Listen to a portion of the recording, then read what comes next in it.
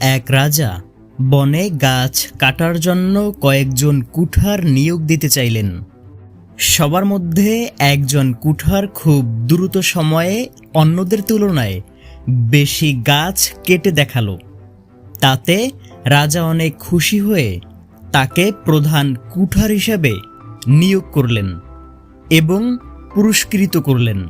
সে এতে আরও বেশি অনুপ্রাণিত হয়ে আরও বেশি পরিশ্রম করে কাজ করতে লাগল। সে প্রথম মাসে 18টি গাছ কাটল। রাজা খুবই খুশি হলেন। সে দ্বিতীয় মাসে কাটল 15টি এবং তৃতীয় মাসে কাটল 12টি গাছ।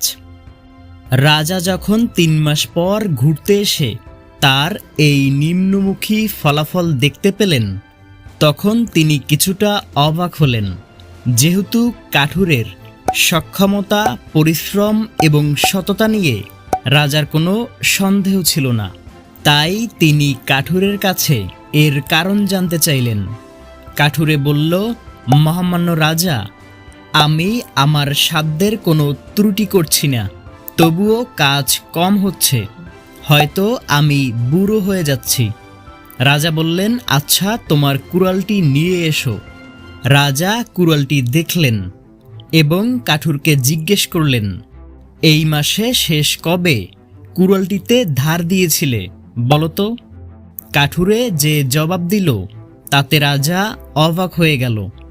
কাঠুরে বলল, হুজুর, প্রতিদিন বেশি থেকে বেশি গাছ কাটার জন্য গত 3 মাস জুড়ে কুড়ালে ধার দেওয়ার পিছনে সময় দিতে পারিনি।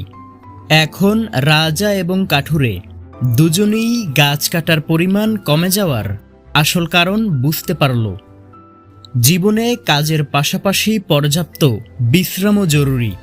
এতে নতুন উদ্যমে কাজ করা যায় এবং কর্মদক্ষতা বাড়ে। মানুষের জীবন চিন্তাধারা পরিবর্তন করতে শিক্ষার গুরুত্ব অপরিসীম। আশা করছি এই ছোট্ট গল্পটি আপনাদের ভালো লেগেছে।